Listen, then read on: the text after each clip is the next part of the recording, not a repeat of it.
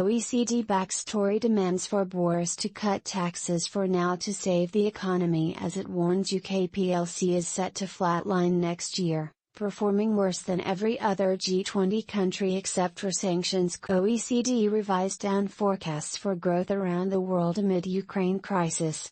UK plc to grind to halt with worst performance in G20 in 2023 except tax rises and soaring inflation are squeezing households and subduing growth.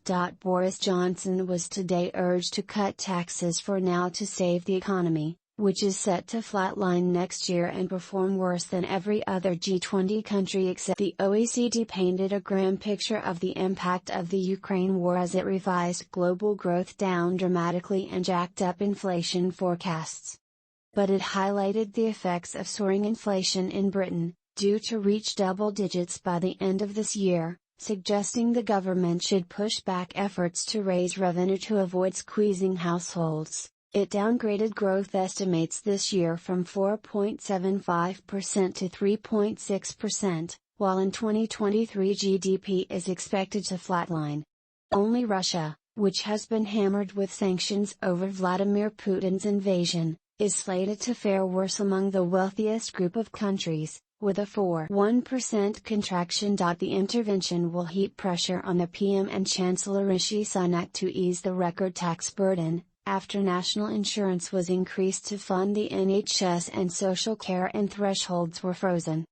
Senior Tories have been urging the move for months, but the calls have redoubled after the confidence vote this week that saw 148 MPs revolt against Mr. Johnson. Health Secretary Sajid Javid suggested this morning that he is among cabinet ministers who would support quicker action on tax.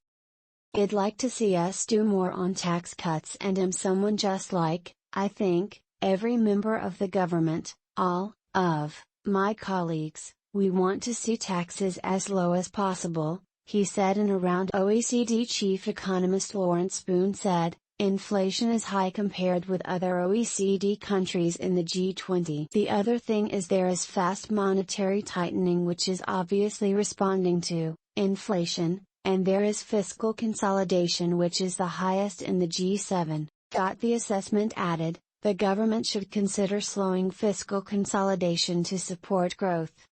The updates said there were considerable risks to the UK outlook. Spillovers from economic sanctions and higher than expected energy prices as the Ukraine war drags on, and a deterioration in the public health situation due to new strains are significant downside risks. Higher than expected goods and energy prices could weigh on consumption and further lower growth.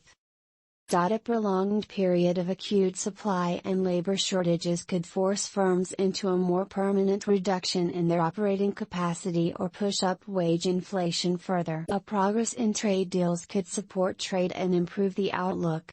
The OECD said the world economy is set to grow 3% this year, much less than the 4.5% expected in December.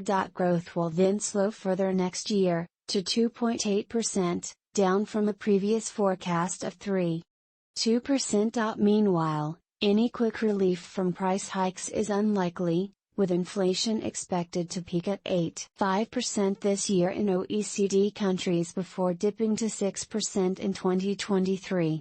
Previously the OECD had expected inflation to peak at 5% before gradually receding to 3% in 2020. Despite the lower growth and higher inflation outlook, the OECD played down the risk of stagflation similar to that seen in the mid-1970s, when the oil price shock triggered runaway inflation and surging unemployment. It said developed economies, which are much more driven by services than in the 1970s, are less energy intensive now and central banks have a freer hand to fight inflation, independent of governments more concerned about unemployment. As the pandemic-related fiscal boost expires, the U.S. economy was seen growing 2.5% this year then slowing to 1.2% in 2023, less than previous forecasts for growth of 3.7% in 2022 and 2.4% in 2023. China's economy, which has been hit by a fresh wave of lockdowns,